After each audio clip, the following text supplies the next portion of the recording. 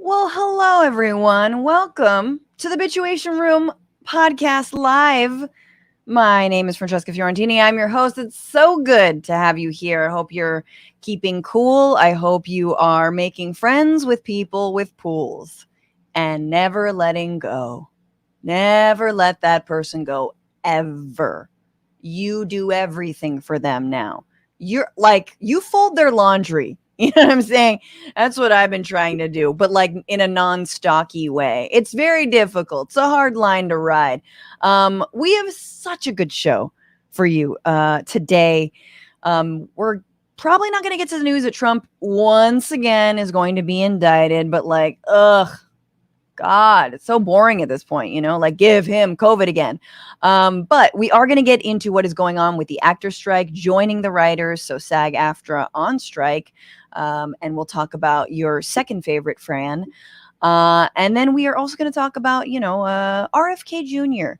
floating just a little light. I don't know, like, just a little light, like medical racism. But not, but yes, but kind of, but I don't know. What did anyone were people listening? Shit. So we'll talk about what RFK Jr. said recently about COVID-19. And we are going to have Paris Marx join us for a discussion about AI. Can they replace actors? How are studios trying to do that? But of course, it's been a while since we had Paris on the show. So we'll talk about Elon Musk, what's going on with Twitter. Will Threads save us? And also, why was Congress so hard on the TikTok CEO? Suddenly they can grill people in tech. Who knew? So I'm very excited to have him on a little bit later. And then finally, we have a very fun final segment, bringing back one of my favorite segments, which is the Cringies, the award for the cringiest clip of the week. And with me for this entire thing is a comic I've been trying to get on for so long, also a newly minted dad, but Hari Kondabolu is here. Very excited to have him. He's back with a new special or out with a new special. He's out. He's around. He's crushing it. So he's going to join me very, very, very, very, very soon. But for now, everybody, remember that this show relies on you and your support every single month. Do that by becoming a patron, patreon.com/Bitchuation Room, which gets you a listen back and a watch back of all the bonus episodes, which is live on Fridays, 1 p.m. Pacific, 4 p.m. Eastern, same time, YouTube and Twitch, same places. But if you miss it, I mean, last week we talked about the sea otter that is like, scaring surfboard riders. Why can't I speak? Scaring surfers, and obviously, they just want to learn. She just wants to learn. She has an incredible origin story, so I got into that. We talked a bit about the actor strike. Then we talked about Orange is the New Black. It's a very interesting sort of premonition for what was to come in the world of streaming. Also, just a little tip. I had Matthew Remski and Julian Walker of Conspirituality Pod on to talk to me about RFK Jr. and to talk about Marianne Williamson. That was a long conversation that also only available to patrons. If you want to know why Marianne is not actually that cool, even though she seems like she's cool. Not cool. Very sus. Patreon.com/Bitchuation Room. I see all you new patrons, and I am eternally grateful. Again, $10 gets you that shout out. You get 20% off of merch. We've got Franny Packs coming. That's right. We're going to do Fanny Packs. We're going to do Franny Packs. It's happening. So get excited. Everyone can buy merch, though. Bitchuationroom.com is where you go for that. But let's do it, y'all. Like and share. Do all the things. 5 stars on Apple Podcasts. But this is What Are You Bitching About?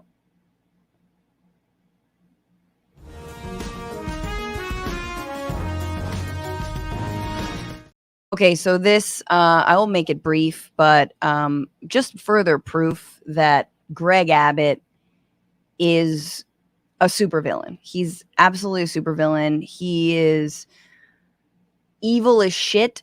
And, as I've said before, Mother Nature missed. He was put in a wheelchair by a tree that tried to kill him. And girl, we see you and we commend you, based tree. But the reason I say he's a supervillain is he continues his attack on migrants in the state of Texas. And specifically, I don't know if you guys saw this week, Texas state troopers are releasing buoys with spikes on them into the Rio Grande. So like Despicable Me level shit, but like if he was a real villain, because like he's like not, he's kind of like a cuddly villain, but you know what I mean? Like that, like cartoonishly evil shit. That's not it though, because here's a state Texas trooper who is, I don't know if you want to call it whistleblowing, but telling The Guardian that they're being told in Texas to push children back into the water. That's right. So if a child, and specifically, they're talking about babies. So that if they come across them in the Rio Grande, they're being told to push them back into the water and also deny water to anyone who's struggling.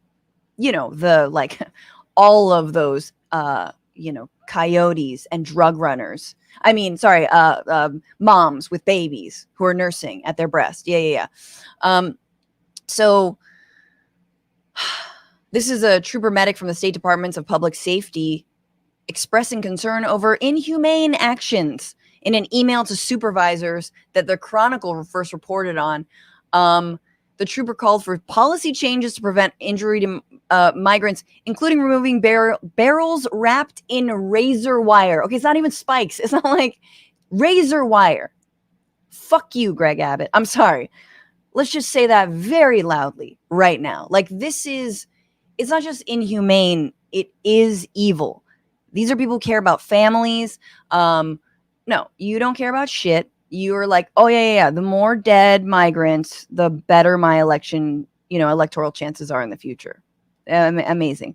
Once again, deterrence doesn't work, people. There is no halfway mark on this, right? Because Democrats have been ceding tons of territory and ground to Republicans on the issue of the border. Every time, right? It's like, oh, we passed DACA. Well, that means we have to build a higher, more fences or more barriers. It's like Democrats keep on selling out immigrants in exchange for border militarization. They're like, okay, you can legalize a certain number of people, but then we're going to put rabid hawks on the border. Like, okay. So again, this is a Democratic failure as well as a Republican failure. And I'm so sick of it. And the last thing I'm going to say, because we got to move on, but Biden has a role to play here, and he better fucking play it. It is ICE and Customs and Border Patrol are under federal jurisdiction. So what are you doing, man? Why don't you root out the psycho MAGA white supremacists in that force? That's number one. I understand the Texas state troopers are different. Like, you might not have jurisdiction over there, but the people who will come first, the people are going to be the CBP and ICE. ICE, which, by the way, doesn't even want to exist. Like, remember that story where ICE was like, I think we need to be abolished because people hate us. And he's like, yeah, we do. And we want to abolish you. CBP is completely out of control. CBP is, again, they are like a biker gang for MAGA on the border, and they've been rogue for a long time now. So what are we doing about it? There is a role to play, and I hope Biden can do that, because this is absolutely egregious and awful. Anyway, yay, happy summer. Let's bring in my guest. He is a comedian, a writer, podcaster based in Brooklyn, New York. He wrote the film The Problem with Apu, and he co-hosted Politically Reactive with W. Kamau Bell. Also a bunch of other stuff. Hari, you've been all over. Hari Kondabolu, what's up? Hi. Nothing. If you hear a child in the background, that would be mine. He just returned from daycare. But yeah, I'm good. I'm good. I'm just kind of. Does he go to daycare? Does he loves it? Yeah. He like whines while we get him there, and he gets there and then he doesn't even say goodbye. Like he's like go through the thing. And honestly, it's like reliving, none of us want to go to school, and then we get to school, all our friends are here, Yes, same thing.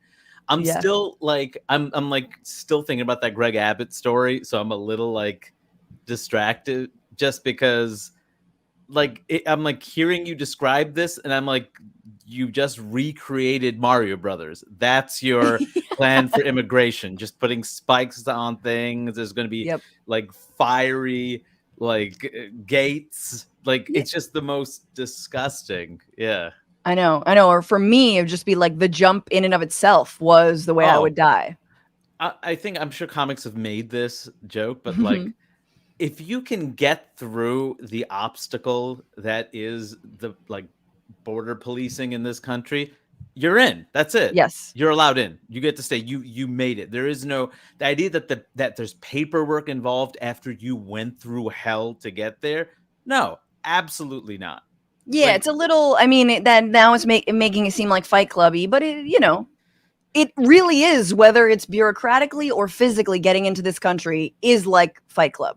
Oh, it's but I think it's important to the folks who go through all who goes through all that, unless there's something on the other side of it they really cannot stay for. There must be something going on, whether it's their family is starving or there's no opportunities, there's nothing they can do. Why would you pay a coyote? Why would you be stuck in the desert and be willing to risk it? I mean, so the idea that you go through hell, and there are so many Americans here who went through nothing. I don't know why the Jake and Logan Paul are in my head when I say that, but there is when I think suffered. They just they get to be here. Yeah, they get to be here. Well, that's and it's you're setting this up sort of for a game show type situation where it's right. Look, if you can travel from El Salvador into the United States, passing all of these, checkpoints and horrible gangs, and then U.S. Border Patrol, you know what I mean? And have an American or U.S. born citizen do the same thing, have a migrant, and then we just go. And whoever I guess makes it there first or in less amount of time, whatever it is, they get to stay. And if Jake and Logan Paul can't make it, well, then they go bye-bye, Yeah. I mean, it's just horrific. And I'm trying to, I don't know how they keep doing it. Texas, they just each governor since Ann Richards just gets worse and worse. So bad. It's pretty impressive, how bad. Yeah. Absolutely. And it's too huge to I don't know. I guess I have more soft spot in my heart for Texas than Florida. Sorry, Florida. But I'm Florida, Texas, I'm we can work with you. It's massive. Beyonce's from there. Okay, let's go. Beto's there. I don't hate Beto, but I'm just gonna put that out there. Does that make me a lib? Yeah. I don't hate him. But Hari, what are you bitching about today? This is how we start off every episode. I mean, I'm going to start out with something that I think is a small thing, but speaks to a bigger thing. Please. Threads on Instagram. I just can't so Twitter is done, and I'm this is great. Finally, this thing I wasted so much time with. Right. And all that cloud I thought I built, and I'm whatever, it's done. No one's doing it. There's a part of my brain that is open again to think creatively and not just for one single thought that I can put online and then forget about, when that's a seed of something bigger potentially. I feel like I've been wasting years of ideas I know. for the instant gratification I know. of Twitter. So now all of a sudden this Threads thing pops up, which, by the way, is still fucking owned by Mark Zuckerberg. So let's not, this isn't the activist Twitter. All right. This is like literally just Zuckerberg owned. But I joined the thing because I'm also a comic. So, it's comics and journalists, man. This is like my nexus. I mean, you have to be there. But anyway, please. And are we...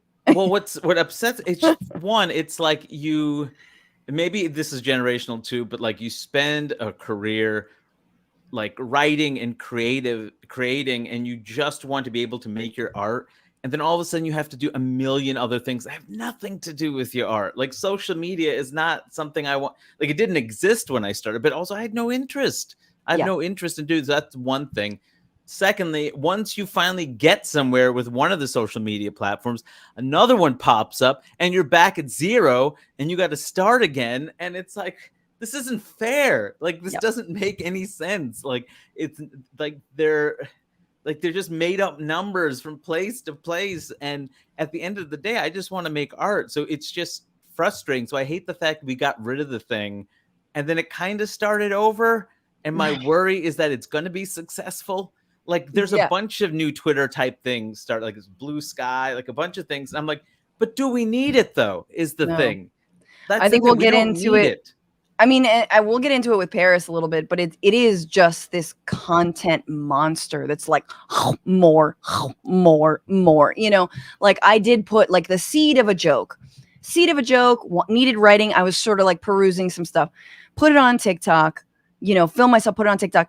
It's got like 800,000 views, it's doing really well, but that's not enough. They're just like more. And like 800,000 is nothing versus like if 800,000 people saw that bit in real life, I could actually make some money, so it is, again, it's the algorithm wants to chew you up and spit you out, fuck your art, which by the way, and we'll talk to Paris about this, but that stand-up, for of course, in-person stand-up, but like joke writing is like the final frontier, like that AI is not able really to write a joke.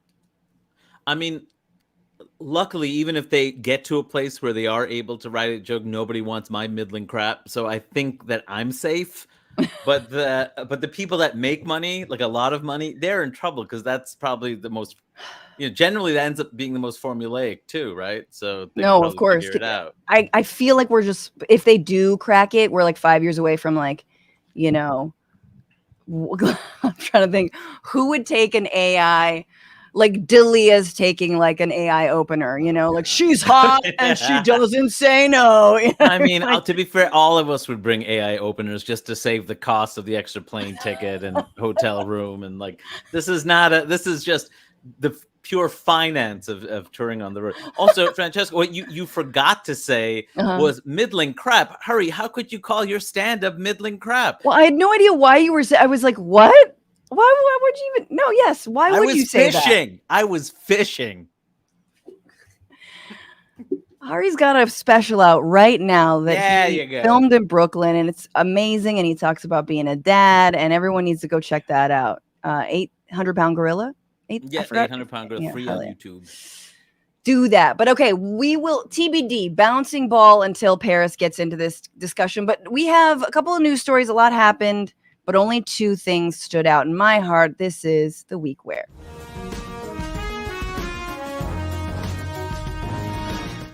Okay, so this was the week where RFK Jr., who is running as a Democrat, trying to primary Joe Biden, still unclear, supported by the likes of Steve Bannon.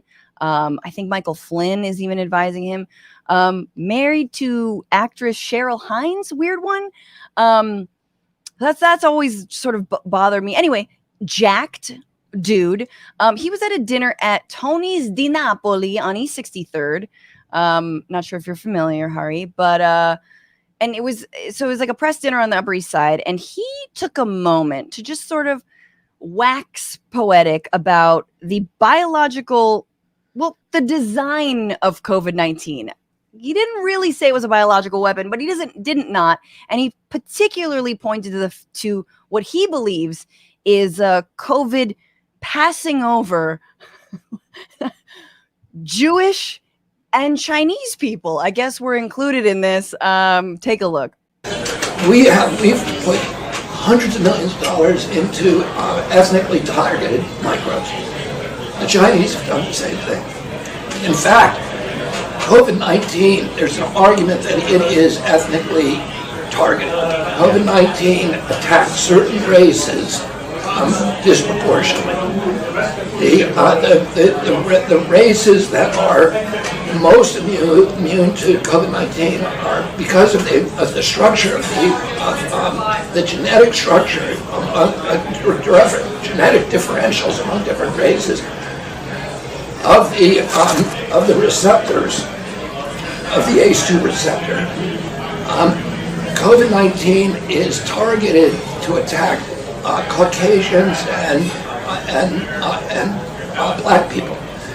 The people who are most immune are Ashkenazi Jews and Chinese. Oh God, the Kennedy curse strikes in different ways, friend, and this is how it had struck RFK Jr. I like how his voice decided, I want no part in this. You can say whatever you want, but I'm not going to be a part of it. His voice has been trying to give out on him for a very long time. It very much reminds me of, Rush Limbaugh went. But yeah, so there's something with the receptors, the race receptors in the DNA. Like, shut up. The race science. God. So it's funny. It's funny also because, like, first of all, I'm Chinese, Matt's Jewish. We both got COVID. Okay. That being said, we're only half. So it's sort of like if I'm half Chinese and he's half Jewish, maybe there's something there. No, I guess the real thing that bothers me is just like it's 2023. Stop trying to make race science happen. Yes. And the fact that people still try to make race science happen is like, you realize that's Nazi shit, right? Like, not only is it scientifically completely incorrect that, like, we share as humans 99.999% of the same DNA. Remember, we share like 99.7% of the same DNA with like a chimpanzee or some shit. We share so much of the same DNA, and our like ethnic and racial differences are like a 0.0. It's nothing. It's whatever, 0.1%. It's nothing. And yet motherfuckers are so obsessed with being like, oh, but that 1%. As if, why is he trying to do the like anti-Semitic 9/11 thing, which is like, no Jews died on 9/11. Like, did you know? I mean, it's strange, because it's not just simply race science. Is when he says targeting. Yes. Like that's the targeting, the idea that there was some manipulation and it was a Chinese Zionist plot to destroy the world. Like, where do you talk? Like, honestly, and it's just so weird. Like, you can imagine him like at 2 a.m. going down the wormhole, reading the web pages that he's reading and just writing stuff down. Like, this is it. This is the angle nobody else has. Absolutely. No, you're right. It's not race science in the superiority, but it is the like, you can devise, according to him, like a bioweapon, right? But that can target certain races. Like, okay, I'm like, well, we'll see. When we have the rise of another Hitler, if they can crack that code. But so he decided to clarify on Twitter, which, God, I'm so. Rue the day that we can post as long as we want on Twitter. And this was a multi-thread post. He says the New York Post story is mistaken. I've never ever suggested the COVID-19 virus was targeted to spare Jews. I actually pointed out during an off-the-record conversation that the US and other governments are developing ethnically targeted bioweapons, and that a 2021 study of COVID-19 shows that COVID-19 appears to disproportionately affect certain races. It's like, what? This is my favorite part. Since the Fur-in-Cleave docking site, Hari, the Fur-in-Cleave docking site that we all learned about. First of all, I'm pretty sure there's nothing. Maybe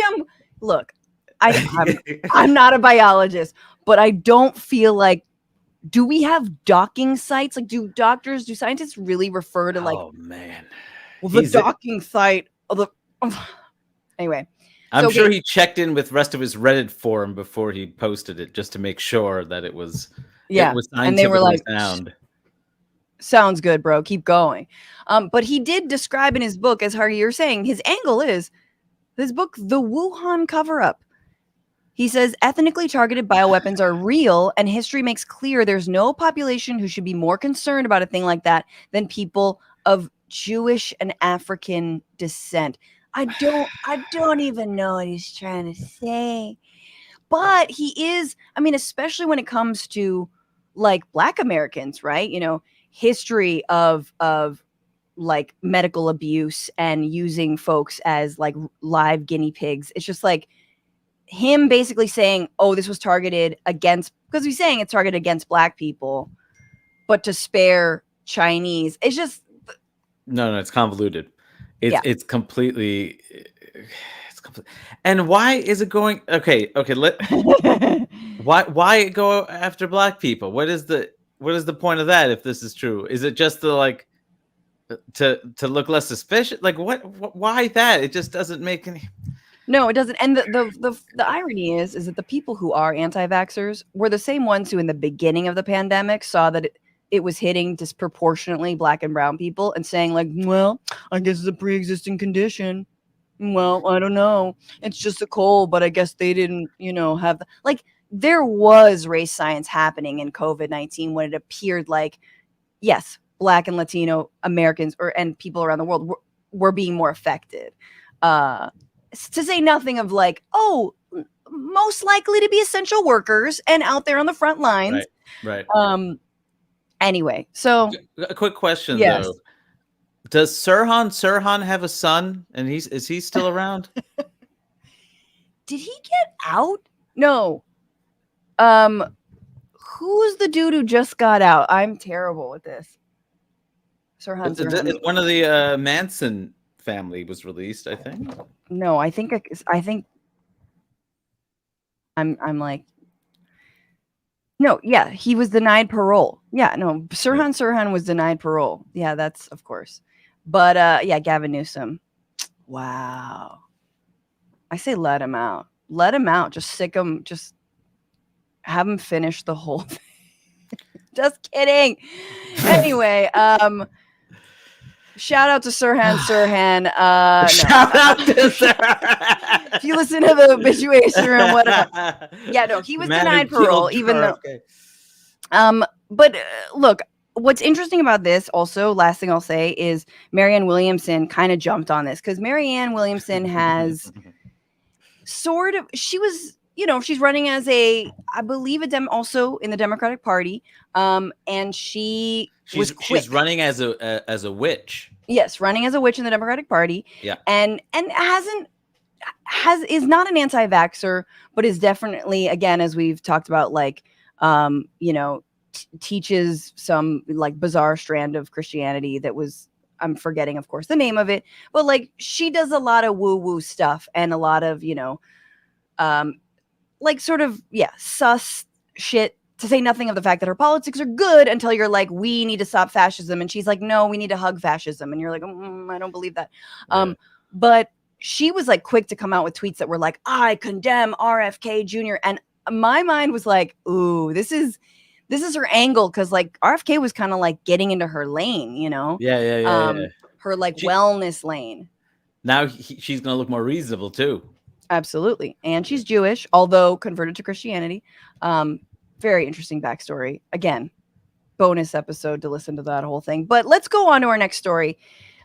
This was the week, or last week. We're in day 4 of the SAG-AFTRA strike. Again, 160,000 workers. Hollywood workers, movies, television, and the like. They're on strike.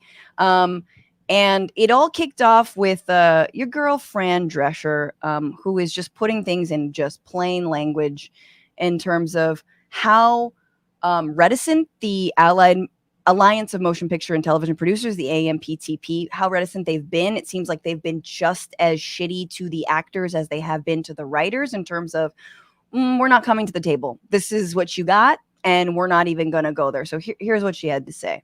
It came with great sadness that we came to this crossroads, but we had no choice. We are the victims here. We are being victimized by a very greedy entity. I am shocked by the way the people that we have been in business with are treating us. I cannot believe it, quite frankly. How far apart we are on so many things. How they plead poverty, that they're losing money left and right when giving hundreds of millions of dollars to their CEOs. It is disgusting. Shame on them. They stand on the wrong side of history. And it seems like they're cool about that, Hari. I'm sure you saw this, but let's just a refresher. This is according to Deadline. One anonymous, this is a industry veteran, intimate with the point of view of studio CEOs, said, "I think we're in for a long strike. They're going to let it bleed out." And then an actual studio executive told Deadline, "The end game is to allow things to drag on until union members start losing their apartments and losing their houses." And acknowledging the cold as ice approach, several other sources reiterated the statement. One insider called it a cruel but necessary evil. It kind of feels like almost the inverse of what we did in COVID. In COVID, there was nothing to do but watch like TV and movies. And now I'm like, why don't we all go outside? Yeah. What if we all just like went outside for the next 6 months to a year? What if we just actively decided to do things? What then? What if we just didn't consume as much as we normally consume? Plus, like with like the internet, you can see anything in the history of the world. Reruns are a thing. Well, yeah. They were, like I mean, like I think that, well, first of all, as much as I appreciate some of Fran Drescher's sentiments, I'm like, are you really shocked by this? Like, you're making it sound like I can't believe that the people with the money are exploiting the labor. Like, right. Come on. And secondly, like the whole, like, you're on the wrong side of history. I'm like, all right, let's take it down a notch. All right. We're not talking about civil rights history here. It's still, all industries deserve fair labor standards. And, I've heard actors make too much, athletes make too much. First of all, the high end of those make what the market says that they can make.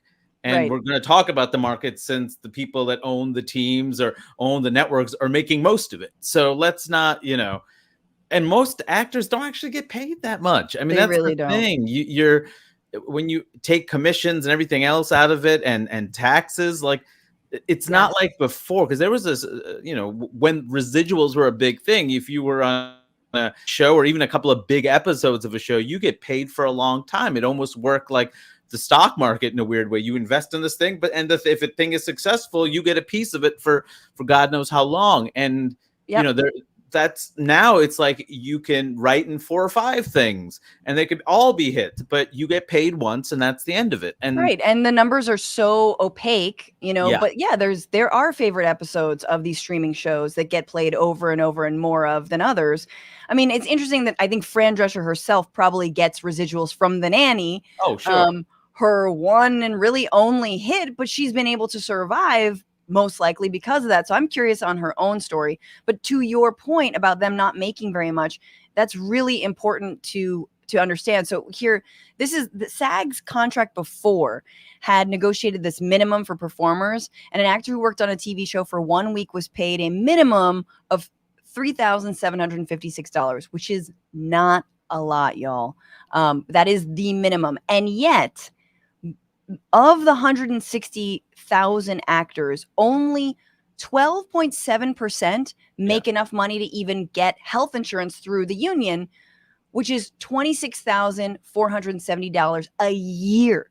Now, I know part of folks are like, well, why doesn't the union pay for their health insurance? Well, because the union can't take on that cost. It's the cost of fucking health insurance. Right. And $26,000 is not enough to pay for someone's health insurance for the year. I mean, this is, again, it's like, it's so holistic. It has everything to do with like broader fights around like Medicare for all. But only 12% of these actors are actually making that to get, and they're going to the marketplace with $26,000 going to the fucking market. I buy my health insurance on the marketplace. It is exorbitant and disgusting. It's such a crapshoot. Like, I feel like I've had a decent career, but for most of it, didn't have insurance or was paying for my insurance, and that was after ACA. Yeah, thank God, right? And I have a kid now, and I was lucky enough to get SAG-AFTRA health insurance for the past year, and I didn't think I had worked enough to make the mark, to get another year of it, and I got cast on South Side for one episode. And that got me insurance for another year. Like, do you know how that's crazy, ridiculous that is? And I ended up emailing Diallo Riddle, who's one of the creators of that show, and just say thank you. Like, it was a pleasure to finally be able to work with you. But also, me and my kid have health insurance because you cast me as a DJ. Like, that's how absurd it is to get health insurance.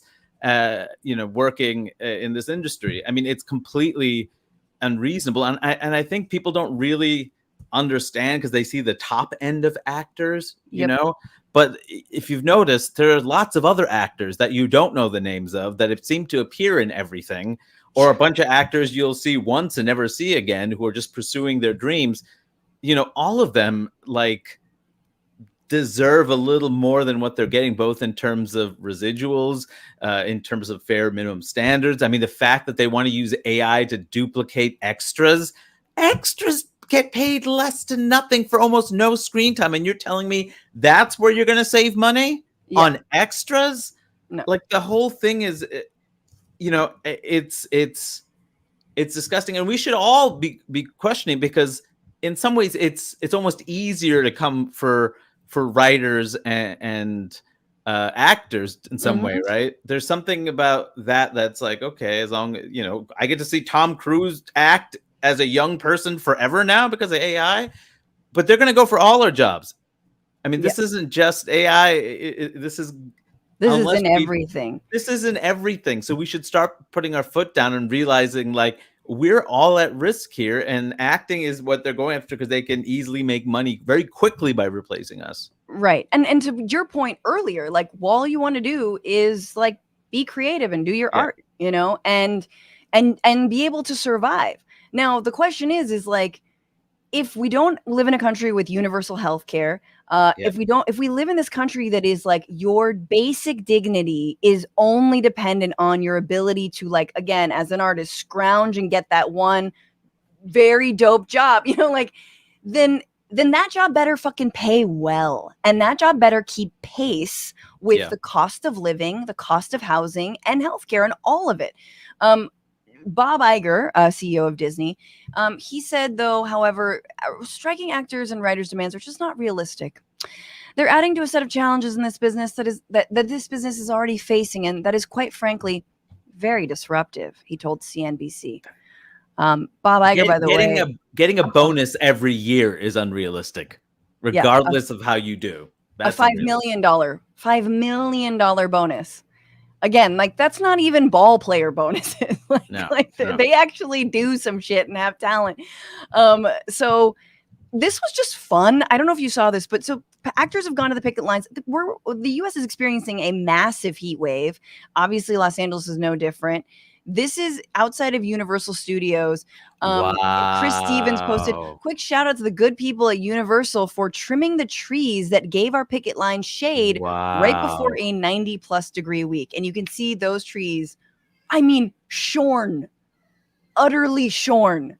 That's not trimming. That's fucking like a fuck you move.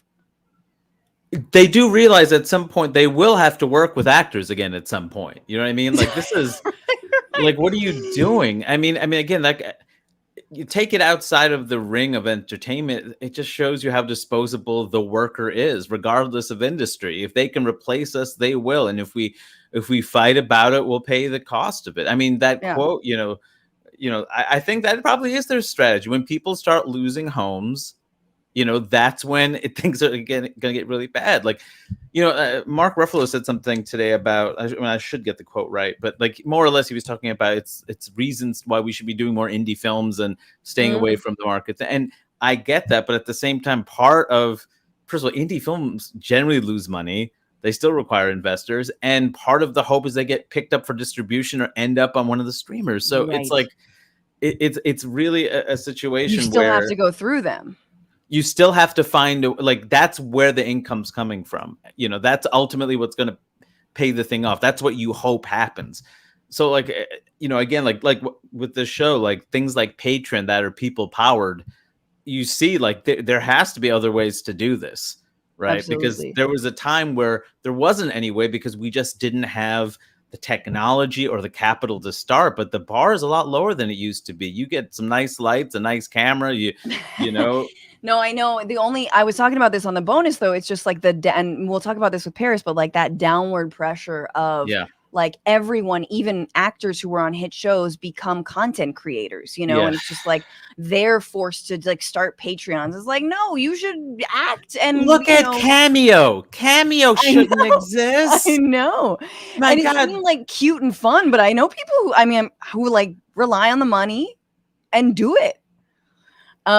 Speaking about the losing your home, this is how we'll end. Ron Perlman had a response to whichever executive, seems like it might have been Iger, who said that about we're going to go until people start losing their homes. One thing before I get off this.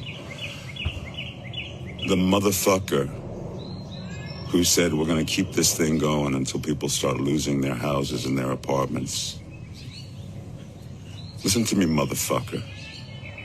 There's a lot of ways to lose your house. Some of it is financial, some of it is karma, and some of it is just figuring out who the fuck said that. And we know who said that, and where he fucking lives. There's a lot of ways to lose your house.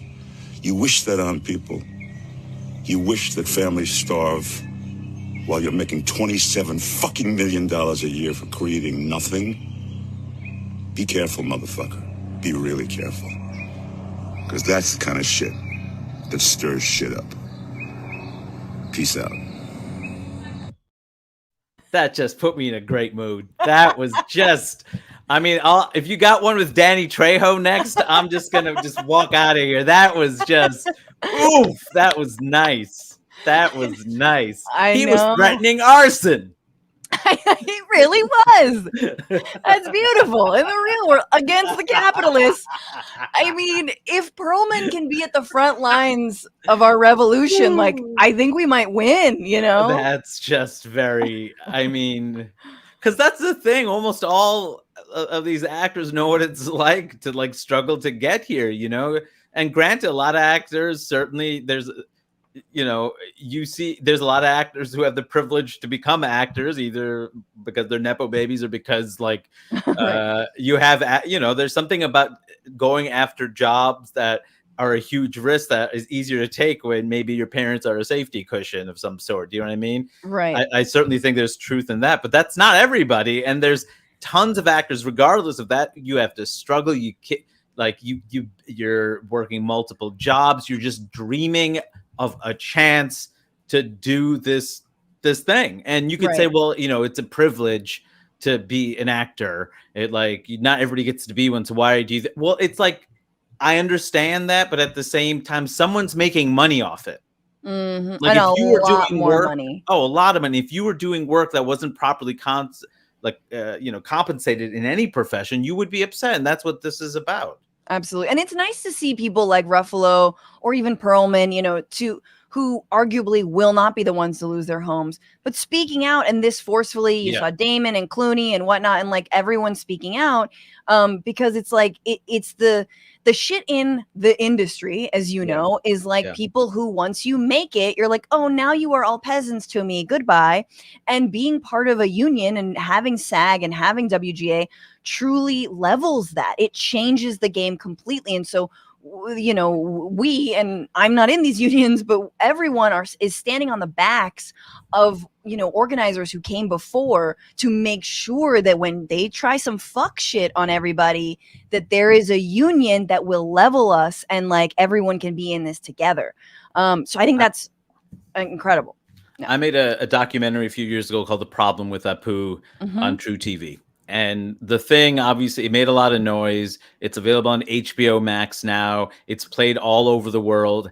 I didn't get a penny more than what I got initially. What I got was like not very much. Maybe it was like $10,000. Like, whoa, $10,000 is a lot. Not if it's the only No, for money the you work you make did. for months and months and months that ends up having whatever it ended up being. It's like, so you're telling me it aired and all over the world and it had content and made all this noise and was the successful thing in terms of like people were discussing, and I didn't. People keep saying, oh, he got rich off the thing, and it's like, that's not how this works.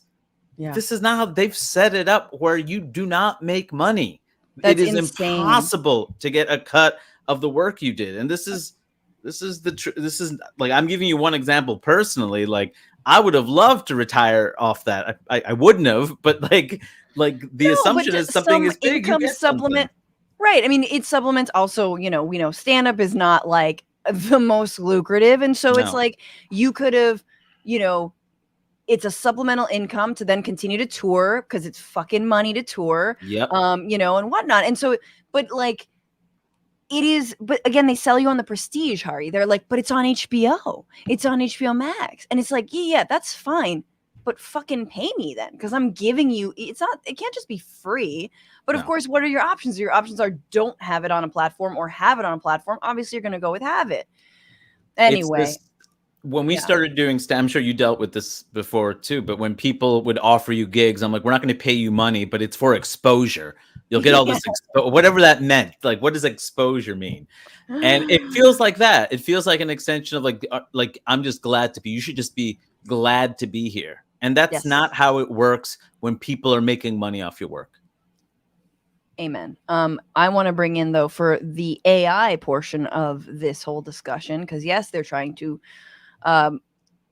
replace actors with AI, not just background actors, but main characters.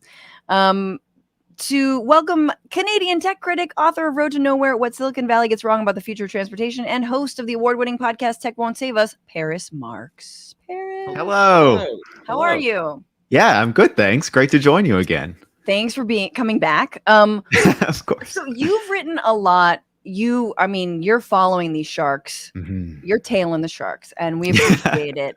But what about the studios? Like, what have they already tried to get away with when it comes to AI?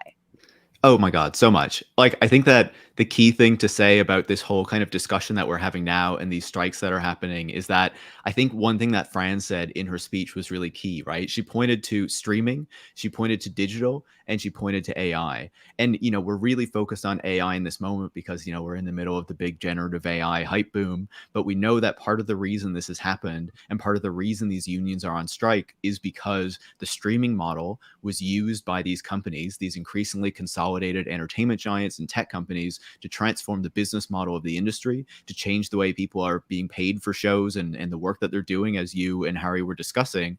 But then I think you can even go back before that and see like the digital revolution that has kind of been happening since the 2000s is part of this much larger project by the studios in particular, but also these tech companies who've moved in with the streaming boom to really remake the business model of the industry to ensure that they are getting more of the money. They have more control over the industry and over the people who work in it and are going to basically remake that business model to serve them. And so now what we're seeing with AI, it's not so much the threat that everyone's going to lose their jobs. It's we're further de-skilling the work that goes into making these productions, and we're setting it up so maybe we're going to scan you and get your likeness as an actor, and now we're going to be able to have visual effects teams who we've outsourced to Southeast Asia and who are non-union and get paid very little money to use that scan to kind of generate whatever you're doing in the computer, right? So we don't need to and we don't need to pay you for that performance.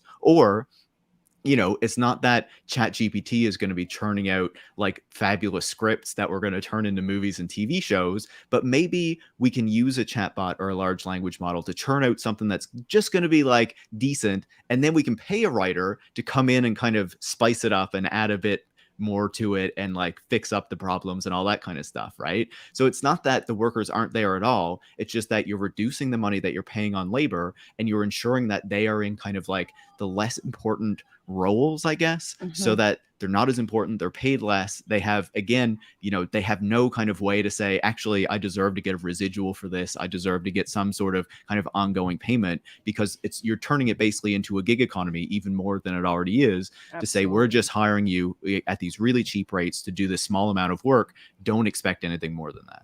Yes.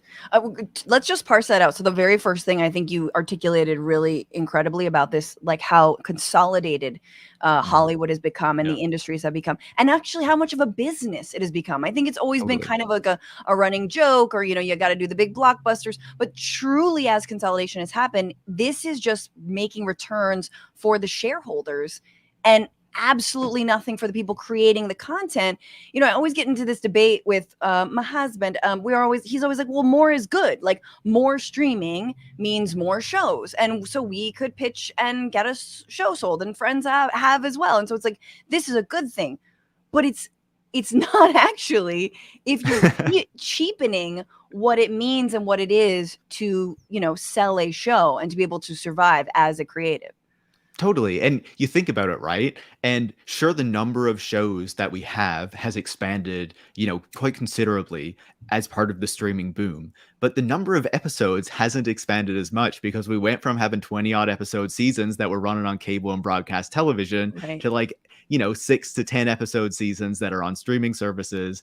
And now you don't need to pay the residuals because it's just sitting in your streaming library, and you're not kind of selling the rights on to kind of international markets, or you're not selling it on DVD or Blu-ray or whatever. And so, you pay once, and then it's yours, and then you do whatever you want with it. And we see now that some of these companies, I think, listeners will be familiar, or viewers will be familiar with seeing in recent months, Disney taking shows off its service, HBO Max and now Max, whatever you want to call it, taking shows off its service, right? Because they see, oh, we're actually having to pay money for this content to keep it on the service, or we might kind of get more savings or a better tax write-off if we kick it off of the service, right? Jesus. And just to get to your point on consolidation, like, what we really saw, and this was already happening before the streaming boom, because you remember in the kind of first decade of the 2000s, Disney was buying up Pixar and Star Wars and Marvel, and was already sort of growing itself to buying up all this IP at that moment. But then you have these massive tech companies like Amazon and Netflix moving into the space, and because they are seen by Wall Street as tech companies, and they are going to rapidly expand, they're going to go global, they can lose a ton of money, it doesn't matter, because they'll eventually get a monopoly and make a lot of money for us. They could just go for it, right? They could spend like crazy in a way that a traditional company and an entertainment company could not. So then for the Disneys and the NBC Universals and all these to compete, they had to consolidate as well to get larger so that they could compete on the level of the tech companies. So the tech companies enter, they bring in the streaming model, they have all this money behind them from the tech investors in Wall Street, and then that forces the rest of the industry to remake itself around this model that the tech industry is pushing. And that's part of the reason that we get to where we are today. The HBO Max example to me, like, is a great example of like where we're at in terms of what is valued, because HBO has had this incredible reputation for creating great art. And why would you remove the HBO name? Because it's like you have a certain standard, and the reason is Discovery bought it. And so they're going to put all their crap, no disrespect to Chip and Joanna, but disrespect. And, and they're going to put all their home and nature shows and, Naked and Afraid or whatever else they're putting on it. And so, 90 Day Fiance, don't forget that one. 90 Day Fiance. And just so, like that, which terrible. Yeah. But I feel like, this is like, instead of like prioritizing HBO, you're going to get art. It's a very cultivated experience. It's like, no, you're going to get everything now. Yeah. It's like the HBO part does not matter. That's not what's driving it. And they're not particularly worried about, winning awards or great content. This is going to make more money because it's cheaper to produce whatever Discovery was producing than what HBO was producing. Exactly, because it's all reality, so it's really cheap to make. You don't always even need to use union production and crews and all that kind of stuff to make it, so it's cheaper to make your reality TV shows. But then also there was the belief, if you've read kind of the reporting on this, that having HBO in the title potentially limited the market share because HBO is seen as adult, and so families wouldn't want to have it. So we need to get HBO out of there. So then we'll just call it Max, and now families will all subscribe and they'll love it, and they'll see that we have all this other content beyond, you know, the steamy HBO shows.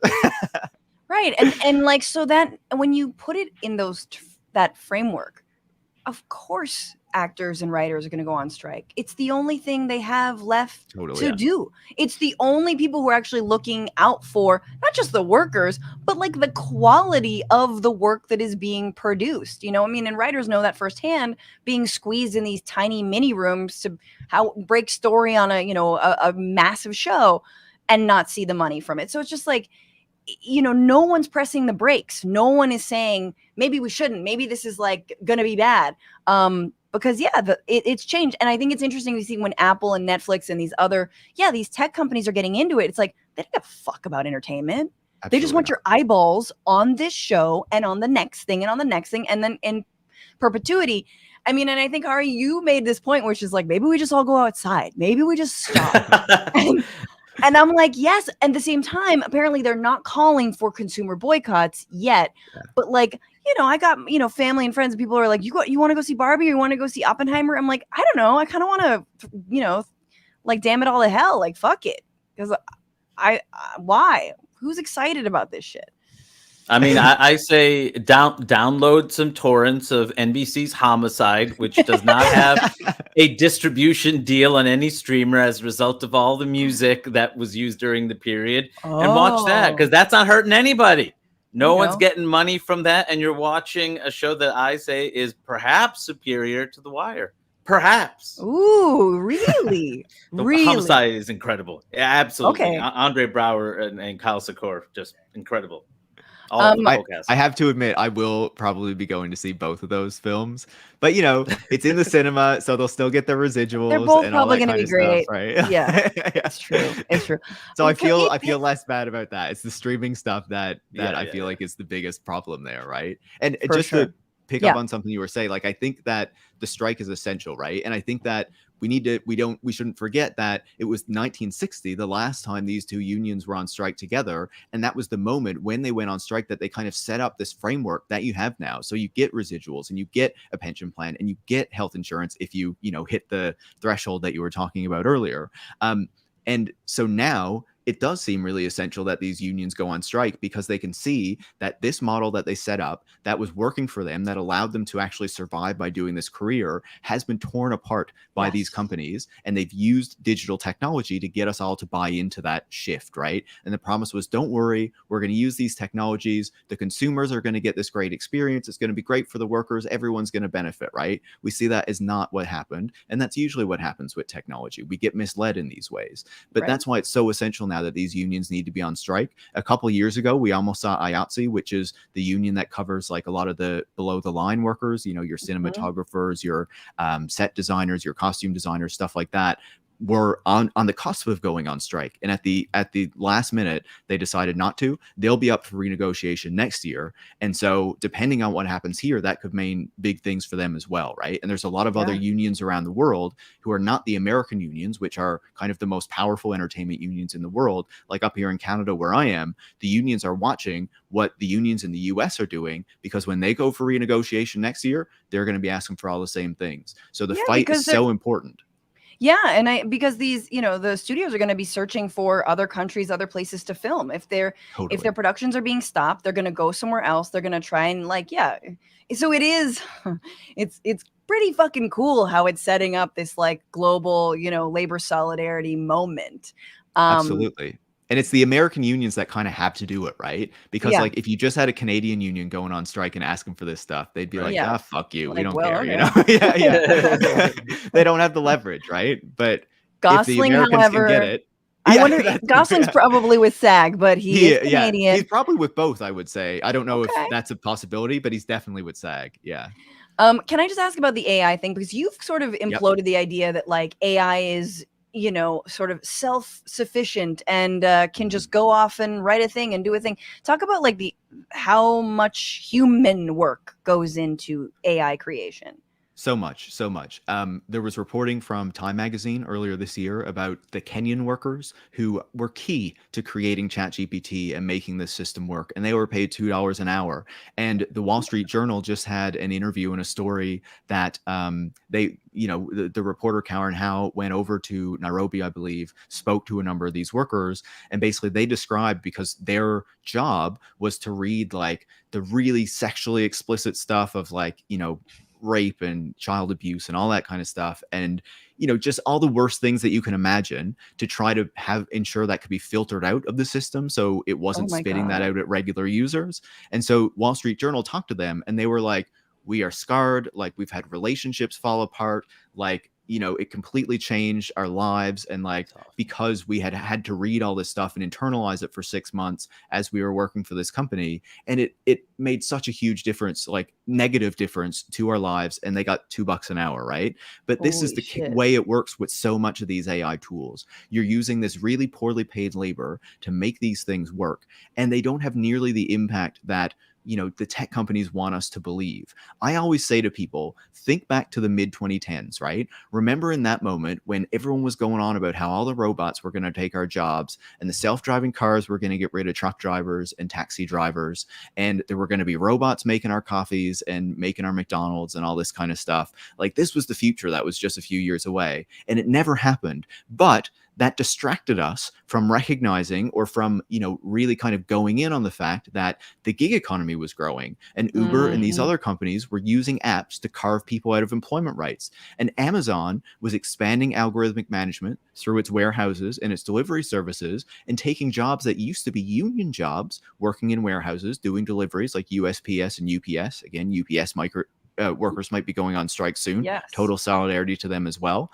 But created these systems where now the warehouse workers at Amazon, other than one warehouse in Staten Island, are non-union, and they're paid much less than you would at a unionized warehouse. The chance of injury is much higher because you have these much higher production targets. We know that they have to pee in bottles because they don't have the time to go do bathroom breaks. And it's the same with these delivery workers, right? They're hired by third-party companies. They're non-union. They're paid shit.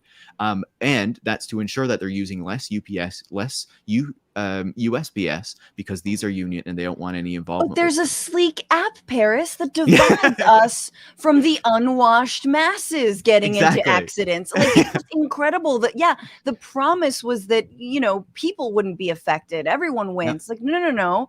You just promised us now you just given us a buffer, and made consumers feel like, no, at the touch of a button, I need my thing.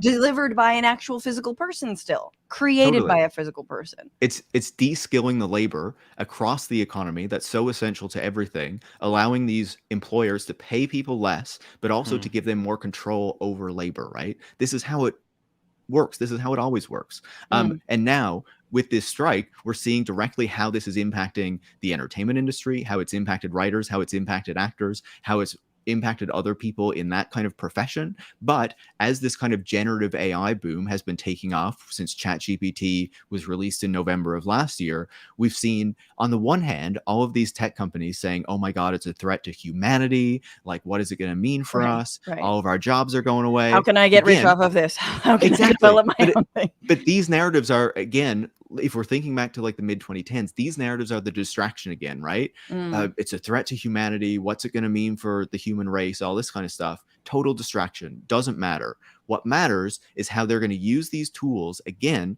to de-skill labor, like they're trying to do in entertainment, or like they're trying to do to journalists right now. And it will hit other industries as well, so that, again, they're paying you less, you have fewer employment rights, and the boss has more power and is making more of the money.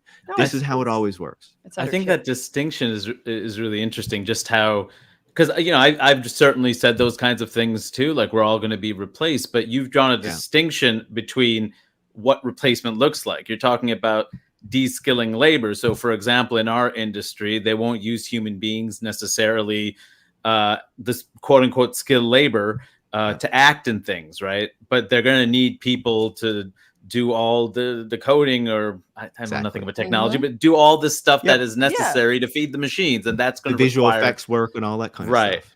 And so you've gotten rid of your biggest cost, and now you're just spending less to have people do completely unreasonable amounts of work for very little. So It's very Elysium. Like I've only seen that movie once. And it's just like, you're like, and I reference it all the time, but it's very like, I'm going to build the robot that will eventually take my job. Like when I imagine AI, like, you know, if you're coding for an AI artist, you are effectively coding something that's going to take your job. Like you're, you know, like, okay, this can do my artwork, you know, because I've fed it all of these things or whatnot. I don't know how it works. Totally. And like Rest of World has done some really good reporting on this as well, especially looking like outside the United States and what it has meant for workers there. Like they talked a few months ago to this video game designer in like graphic designer in China. And she used to be paid to kind of put these promotional graphics and put these other kind of things together for these video game companies. And then they cut her off because they started using like Stable Diffusion or DALL-E or whatever instead. But then they hired her back and paid her 10 times less just to fix up the AI generated images, Shut the fuck right? up. Yeah, no, exactly. That's it. And it's funny because I like, even just the, you know, I'm on Instagram, so I'll like I've seen like, you know, different accounts that I'm like, whoa, hang on. Yeah. That is clearly not a photograph. That's not a Shutterstock image. That's an AI generated image. I can tell that from a mile away. That's what that is. And you're using the headline's real. That image is not real. Or like on YouTube, right? There's like news stories that get like fed to you. And I'm like, I'll click on it. And I'm like, no, that's not a voiceover actor. Actor. That's not a voiceover journalist or whatnot. That's not what I used to do at AJ Plus, just sort of like, you know, reading the headlines and whatnot, giving you the whole thing. No, that's AI. That's an AI generated voice. I can hear that that's an AI generated voice. And like when I usually X out of it unless I'm like kind of curious about like, some dumb backstory of a celebrity. But yeah, it's terrifying. I want to pivot though, because Hari started talking about threads. Can I say one thing about that? Oh, please. On the AI voice, because that is another place where we're seeing this hit big time. You know, Disney is one of the leaders in really pushing the replacement of actors with AI and visual effects and stuff. You know, we can see, I don't know if it's a Disney movie, actually, the recent Indiana Jones, but they kind of de-age Harrison Ford. But of course, they've kind of brought back dead actors in Star Wars, you know, and recreated them kind of with visual effects instead of just casting someone new. And they made a deal, I believe it was last year, because James Earl Jones is not doing the voice of Darth Vader anymore because he's a very old man at this point. And so they made a deal so they can use his voice and use an AI program to constantly like just churn out new Darth Vader lines using his voice that has been trained on his previous kind of, you know, the previous Darth Vader stuff he's done, right?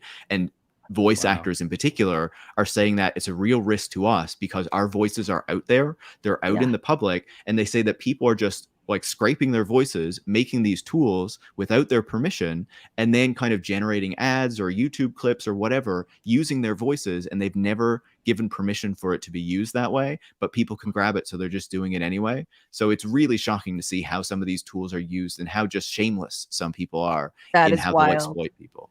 Can I also just say, this is random, but Hargy, did you ever do stand up at the Brainwash in San Francisco? Do you remember that spot? Yeah, the laundry place that you do stand up to people who are doing their laundry. Yeah. I did it once, and that was enough. Yeah, no, that's all you needed to do. It is a lot of open mic vibes, you know, a lot of weed smoke, but very funny. But so, okay, this is so random, Paris, but did you know, and Hari, did you know that someone would film everyone's set there, and it was like on a live stream, and it was like, okay. And I remember the old guy who would do it, and he's like, yeah, well, hey, I'm filming, and we're gonna, you know, it's gonna be up on the stream. I'm like, okay, two weirdos are gonna watch it. Nobody's watching. It's an open mic. Yes. I forgot which company, but some tech company in Silicon Valley took that feed and used everyone's image, every comic's face. My God. For some generative, I'll find it exactly. This is me misremembering. Paris, do you remember? Do you remember that? Do you know that story at all? I don't know the story, but it doesn't surprise me one bit. So they just they combed this random video. I mean, because there was hours and hours and hours of stand-ups doing bad material, and they like created a database of faces based on that. Wild shit. Wild. Anyway, this is what they do, right? Yeah. Like there's a bunch of lawsuits right now in US court over OpenAI and these other like AI systems because they basically went out onto the web, scraped whatever they could get, and used it to train their AI services. And so you have a bunch of copyrighted material in there. You have a bunch of just regular stuff that average people kind of posted online or, you know, over the couple decades that we've kind of been doing this. And so there are suits about copyright infringement by companies and artists. But there are also suits saying that it's actually a breach of people's privacy rights as well, because they went onto these services and scraped all this kind of personal information and used it to train their systems. And a lot of them won't even say what exactly, like OpenAI, for example, which used to be this nonprofit that it's in the name, OpenAI, that promised it was going to do everything out in the open, won't even tell you what it used to train its services on, because of course it went private. It wants to make the money. It has the big deal at Microsoft now. Yeah, it's just terrible. And there's million-euro legislators who don't understand any of this, and making no attempts to understand it, so they can't make legislation to prevent any of it before it happens. Unless what worries me is like, China. yeah, it's bad, very bad. But what worries me is like, you see the Biden administration or something like trying to look like they're getting a handle on AI, and it's like, so we had a meeting and we brought in all the AI CEOs. It's like, no, they're not the people you should be talking to, like, because they just want to shape the regulation to help themselves. Like, you know, it's like you're talking to the wrong folks. Can I just ask you, because let's go to Threads and what's going on with Twitter. Sure. When you came on, it was like a couple weeks after, I think, or I don't know how long, but soon after Elon had bought Twitter, and it's gotten a lot worse. Yeah. How's it going over there? How's it going over there? How has it gotten worse in terms of like who's being emboldened and empowered and how? And then I want to talk about Threads, but yeah. Yeah, where to even start, right? Like, it's just been like a steady decline in the 6 or so months. He took it over in October, so I guess a little over 6 months now that he's been in control of it. But it just seems quite clear that Elon Musk does not understand the platform and what people actually enjoyed about it. You know, one of his first actions was to basically wage war on the journalists on the platform and the people who had like blue check marks and stuff. But in particular, he hated the fact that journalists had it. And like one of the reasons that a lot of people went to Twitter was for information and news and like keeping up on current events. So you kind of want to know who is trustworthy and who's not just like paying $8. But Paris, all you need is Matt Taibbi, and that's it. Like, who? Hasn't Matt Taibbi even left now? I know, no, because he cracked down on Substack, and Taibbi was like, we talked about this, and he was like, I don't care. Awful. So, you know, all that kind of stuff happened. But over time, like Elon Musk has cut the staff to the bone. So, you know, there's constant technical issues. Hasn't paid the rent on buildings. He has reduced the amount of servers that they're using. Recently, at the beginning of the month, there was a big controversy because he limited the number of tweets that people could look at. We're still not 100% sure why that happened. But we know that done now? That's over, at least at the moment. But one of the things we know is that his contract with Google Cloud was ending at the end of June, and he hadn't been paying his payments. And I believe these Oracle Cloud contracts were also in jeopardy. And the reporting said that Linda Yaccarino, the new CEO, came in and kind of smoothed over the relationship with Google. But right when that cloud contract was supposed to end, all of a sudden, you know, the site was going down and we had to limit the tweets, and it was just about bots apparently, but I don't think that's actually the case. So I think clearly you see that he doesn't understand like what people liked about the platform. He's making it very unappealing to a lot of people. That's why every time there's a new app, people are like, is this the replacement finally? Can this be it? Can we just leave Twitter? And in particular, he has designed this platform, whether intentionally or not, but I think it probably leans more intentional, especially when you see his kind of opinions, the types of things that he responds to on Twitter, that it's really a platform to elevate the right even further than it already did. There was reporting in 2021 that Twitter admitted its algorithms were already favorable to the right, but now Elon Musk has unbanned a lot of the most extreme right-wing accounts. And he introduced a new system recently where he's going to start paying creators, but the creators he's paying, at least to start, are all handpicked by the company, which means probably Elon Musk. And it was pretty much like Andrew Tate and a bunch of like right-wing weirdos, you know, not any like normal but the people who were already on, the people who probably paid for Twitter Blue. He's such a terrible businessman on top of everything else. Like, so you're gonna pay your reply guys who were already giving you a bunch of fucking money. That's a way to lose money. You don't pay them. You pay like, you know, the celebrities or whatnot, or like the whomever else, someone to just be like, the black people to stay on so they can be your Yeah. punching bags. You know what I mean? Like, just Plus, absolutely insane. Everyone's goal is to have people stay on the app or your site or whatever as long as possible. And he's like, I'm going to restrict how many of these you can see. Yeah. You know what? Like, are you out of You your go mind? touch grass. You're like, no. Yeah.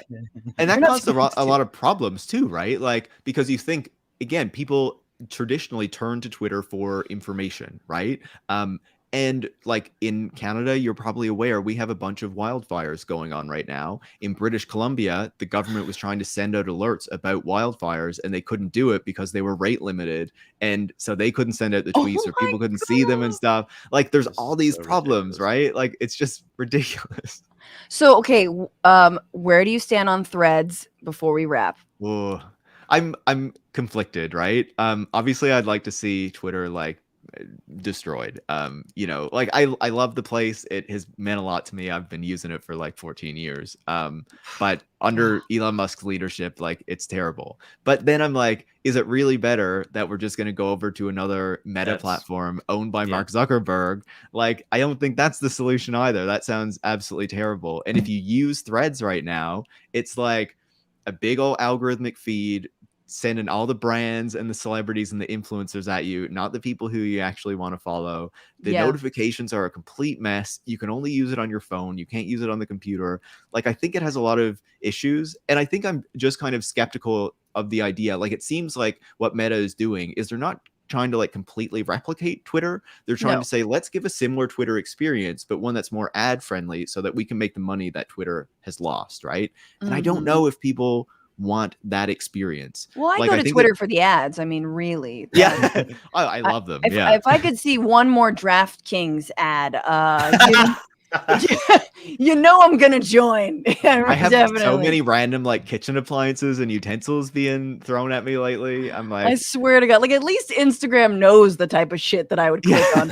Twitter is no fucking clue. I also like don't spend enough time on it, but like, no, it's true. And what's bullshit about the Zuckerberg thing that I hate is he's so obsessed with the like, we're going to be positive. We're going to be different. Like, no. We want real news. We want to be able to dogpile on a random person. We should never do that. But you know what I mean? Like, but we still want our beanbag moments, you know? Like, stop trying to turn this into like, like puppies and babies and like, you know, people looking fly. Like, no. But the other thing is like, that's not even really what Facebook is. Like, it's not what Meta's platforms are. Like, Facebook thrives on extremist, like right-wing bullshit and putting it into like your uncle's feed and stuff. But then they also have like a long history of not properly moderating the content on the platform. Like, they contributed to a genocide in Myanmar against Rohingya Muslims. We know that. There's lawsuits about it. It's very clear. But even recently, there's been reporter in Insider about how this is still a problem. There have recently been people killed in Iraq and Ethiopia because, again, there were posts that were alerted to the Facebook teams and they just didn't respond to it. And they like ignored the stuff and it kept spreading these lies about these people and they were eventually murdered. And it was it spreads on WhatsApp too. Remember, you know how obviously Meta owns WhatsApp and that's, especially outside the US, a massive mode of communication. Absolutely. So the idea that this is like some great positive alternative to Twitter, I'm really not buying it. And, you know, obviously we'll see what happens. They've had a lot of users sign up in a short period of time. There's already reporting that user engagement has fallen off a cliff since week 1. Sure. We'll see if people want to use it. I'm not totally I can't search. Yet. If I can't fucking search anything, like everyone was like, you know, what were people talking about? Just like anything. I'm like, why are people talking about this? Search nothing. I'm like, I'm going to Twitter now. DraftKings be damned. Paris Marx, thank you so much for joining. Everybody, tell everybody where they can find you, listen to you. Oh, totally. You know, Tech Won't Save Us is the podcast. It's on all the podcast platforms, you know, where you're probably subscribed to this podcast as well if you're not watching live on Twitter and Twitch or wherever. What else? You know, I have a book, Road to Nowhere, What Silicon Valley Gets Wrong About the Future of Transportation, if you're interested in transport issues. Oh my God. Can you come back and we'll only talk about transportation? Yeah. Okay. Totally. Would love to. And, you know, find my newsletter, Disconnect. It's over on Substack, you know, for better or worse. Yes. Subscribe to that. All right. Take very good care. And hurry. I've got just 10 minutes. Okay. Let's do it. Let's do it. It's been a rough week, and there's been a lot of cringe-worthy clips, ergo the cringies.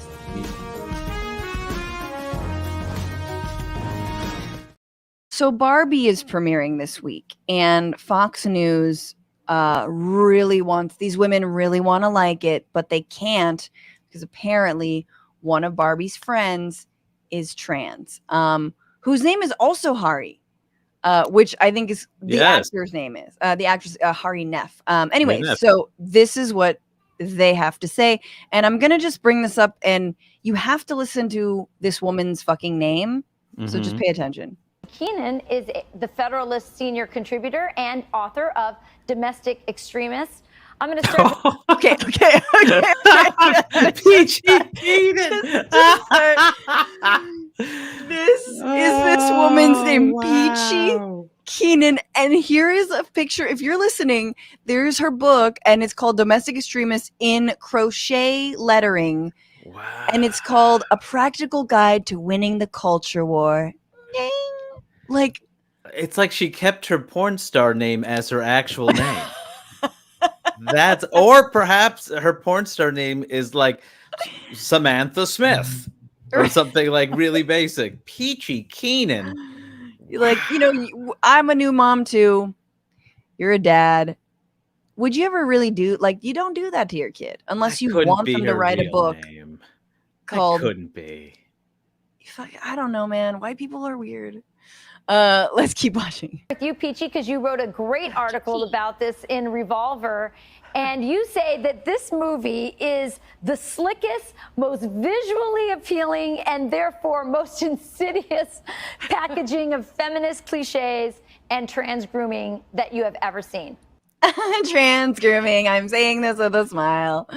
Okay, here we go. Tell us more. Yeah. I have two daughters. I have a 7-year-old and a 14-year-old, and they've been talking about going to see Barbie for weeks now. They've seen the posters. They saw a trailer before the Spider-Man movie, and I didn't even know it wasn't like PG, but apparently it's PG-13. It's full of suggestive humor. And I found out last week, they somehow didn't let anyone know this with the marketing campaign, that one of Barbie's main 3 sidekicks is, surprise, surprise, a man. I mean, is nothing sacred? There aren't a lot of movies that appeal to little girls, and this was one of them, but now it's off the list. And I don't really know what they were thinking. They just gave Barbie the Bud Light treatment, which probably looks pretty stupid in retrospect. You look stupid now, not in retrospect now. We don't need to go back to see how stupid you are. God, her kids are going to be so embarrassed when they're like, what are you talking about? And also the way they say trans grooming, just normal part of their vocabulary, the way that she referred to her as a man without even hesitation, like that, the cruelty is so embedded in how they talk. And my favorite is not that she has this is what TERFs do, right? Is sort of like, I mean, again, I don't even know if you would apply TERF because she's mad at the feminists, any kind of feminist messaging as well. But still, it's not that she's mad there's a trans person. She's mad that you're taking roles away from cis women. Effectively, that's her argument. She's like, and little girls, haven't they need more protagonists. It's just like, oh my God. I mean, because they mentioned Bud Light also. I mean, part of it is, first of all, I have a feeling, considering it's Greta Gerwig, by the way, that's the other thing. Greta Gerwig directed this, so what are you expecting out of this? They have no idea who that is. They have no idea who that is. And also, it's like, whatever you want is going to be boring. It's not going to be fun. Exactly. Don't you understand? You all can make propaganda, but your art generally sucks. The right is not good at making art. They're terrible. It'd be like Barbie, is going to be like, okay, well, before we go to the beach, let's pray. It's like, this is ugh. It's like how, Christian rock music, it's about the same thing. It's always about the same thing. At least with gospel music, there's power in it, and the singing and the history and the traditions it comes from. Christian rock music, you're not doing. It's just going to be Jesus all the time. Give me a new angle. Christian rock. I know. No, it's so true. You do it. Why don't we just play? I mean, if the Daily Wire, they have a production studio, they mostly their scripts are about Hunter Biden, the Biden crime family. But it's like, why don't you try? Here's all the money. Do like a hit and see if it's good. Guarantee you.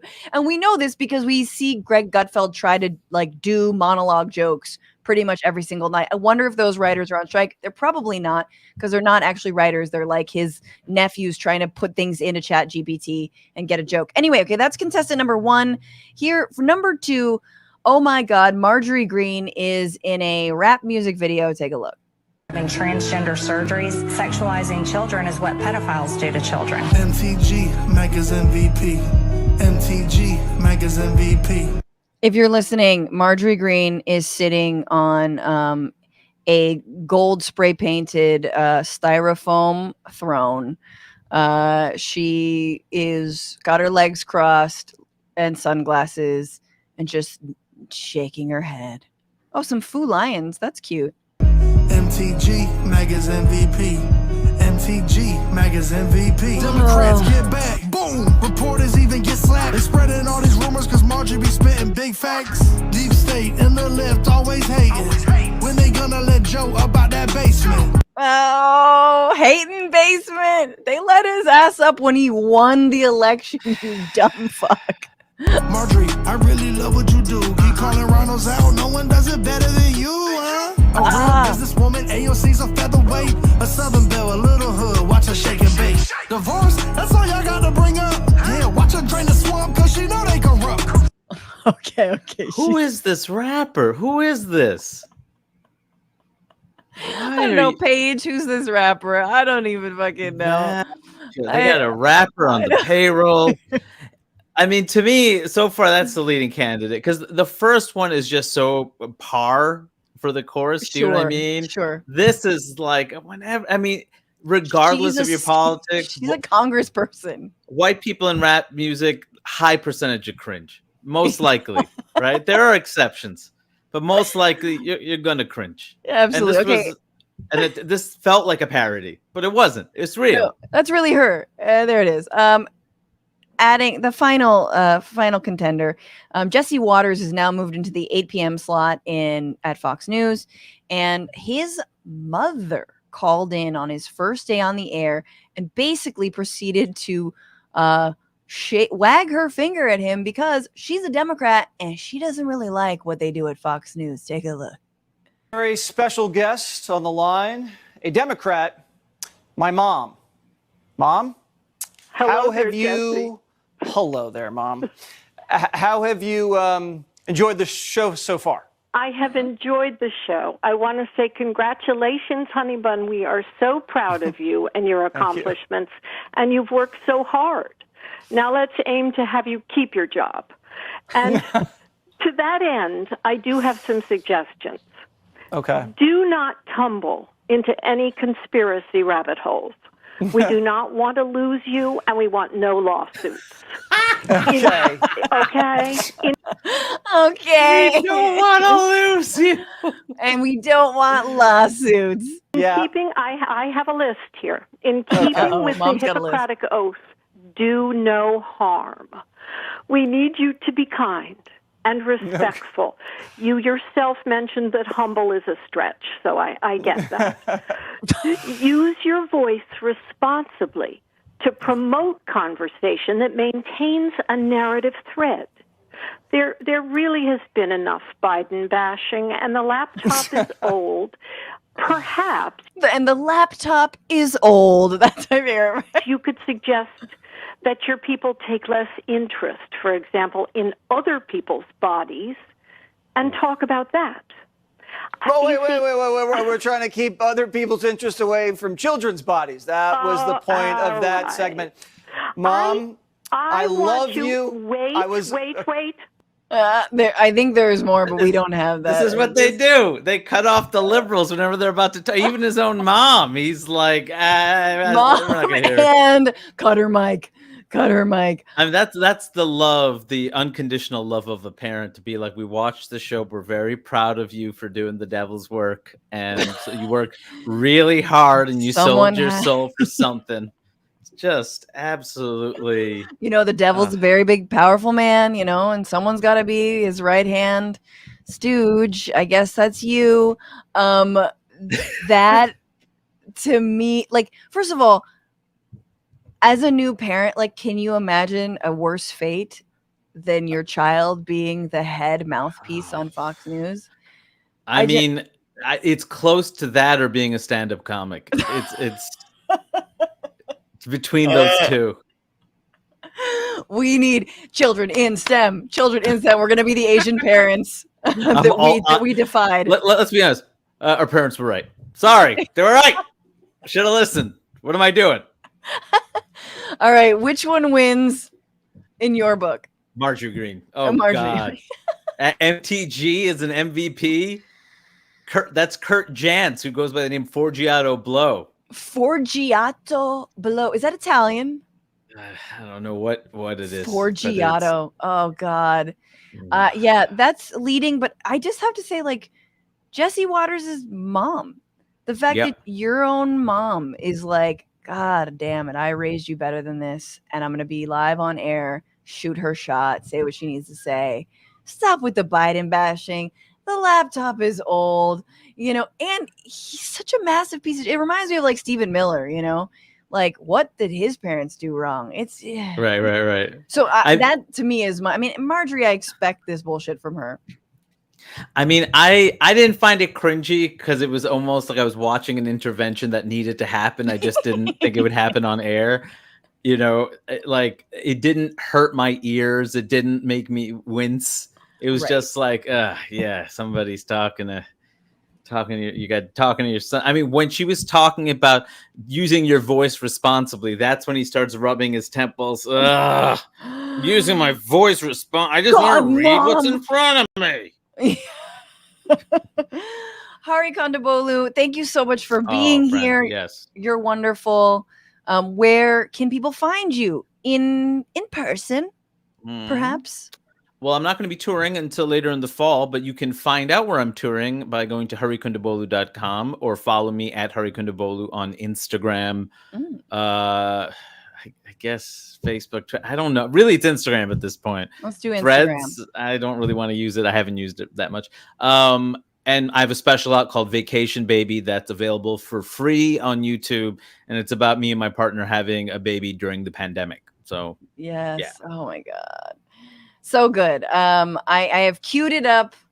And I'm very, very happy and just so honored that you came through. Yeah, hell yeah. Be well. Everybody go catch Hari in person. And thank y'all for being here. And for all of your sweet, sweet comments. And oh my goodness. I'm going to read some comments and then get the hell out of here. Before we bring in the fart song, let's just read TMac420 on YouTube says, Franny, my wife and I love you. My wife, love you so much. Keep it going, girl. Love you too. Thank you. Broke Moralist. I was looking for fanny packs at Walmart last night, but will instead be waiting patiently for the fanny pack release. Okay. Let's do it. They're going to have Frantifa on them, so they'll be cute. They're going to be very wearable. It's not festival season. I missed that, but Marianne and JFK Jr. in the same lane, 100%. RFK Jr., but yeah. CIA killed Bobby Kennedy. Sirhan was a patsy. Hell yeah. I'm sorry I didn't read your name. Damn it. Because it is what it is. Thank you so much for your super chat. Thank you, Francesca, for being you. Thank you. And welcome, Jolizaya Lecchio Johnson. Welcome to being a new member here on YouTube. You can watch back all the bonus episodes. Thanks so much. Bad Lefty on YouTube says, Tom Cruise has been mostly AI for a while, methinks. This is true. Donald James on YouTube, Ron gets it. Pitchforks are coming. That's why the rich are building Cop City, yo. I mean, honestly. Hoovian Scarf Dragon on Twitch says, send him in as Hellboy or Vincent. And Them Running Eggs on Twitch, can't all the actors and writers on strike come together and start a new network streaming service and put these dicks out on the curb, or is IP killing that idea? I mean, it's about running the platform, right? It's about the actual streaming service. But I don't think that's a terrible idea. I mean, I think as this strike continues, which it feels like it will, even though it is only day 4 of the SAG strike, we might start to see those kinds of creative ideas being floated. John G, thanks so much for becoming a new member. And then, oh my God, Joel Elizaya Lecchio Johnson just gave a super chat. Thanks so much. Joel Lizan. I'm gonna have to slow that down. Joel Isaiah. God, that's beautiful. Sending love right back at you. Dr. Doom, I think a successful UPS strike would be far more consequential. Arguably, but we are going to be speaking about the UPS strike next week, so stay tuned. Thank you so much, Progressive Boomer, for becoming a new member. Luddite 11 on Twitch. Now you can really not feel bad about pirating everything. Agreed. We pirated everything on Apple TV. I'm sorry. I don't watch Ted Lasso, but Severance, that's all pirated. Let's see.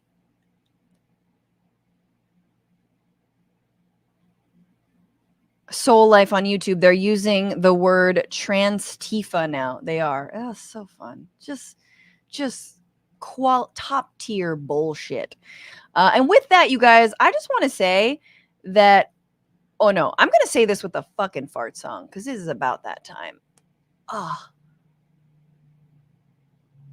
Thank you, everybody, all the super chatters, you beautiful human beings. And thank you especially to the new patrons. We have just hit 350 patrons, which is really big for this show and means a whole lot. We do have a goal on the Patreon. We're far from reaching the goal, but with your help, we can get there.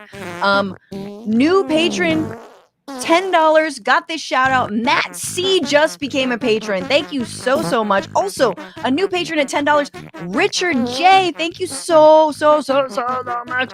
And they're joining Eric DK, JD, or J Dennis. I can just read people's names, right? Superman Mustache. I assume that's not your real name. And Jim Blanton upped your pledge. Thank you so much. You guys are wonderful. And we've got a bunch of $5 patrons. So mwah. Send you guys so much love. No big tippers this week, but over on Twitch, hey, we got to start this song back up, buddy. Let's do it again. Over on Twitch, thanking Paper Dragon for subscribing. Thank Rhiannolin86 for gifting a 1-month tier 1 sub. Rosalba for resubscribing with Prime. And Rhiannolin for gifting another sub. Thank you so much. Also, Mothership Downward for subscribing at tier 1. Calm Like a Bomb resubscribing at tier 1. You guys are wonderful. And thanks so much to Paige Omak, to Maximilian Inhofe, to Andy Vasoyan, who edits this show. We stream every Tuesday and Friday at 1 p.m. Pacific, 4 p.m. Eastern. Follow us on all the socials. We have a new Instagram account. It's Bitchuation Room on, I'm just going to double check. Like, what is it again? It is Bitchuation Room on Instagram. And Bitchuation Room on TikTok, as well as Bitchuation Pod on Twitter. We are not on Threads as of yet, but we'll be posting a bunch of clips there. So please follow, engage, and, all the fun shit that you missed or want to rewatch. Love y'all. Remember to fight the power. Fuck the patriarchy, especially those fucking studios. And don't just bitch about it. Join a picket line. Bye.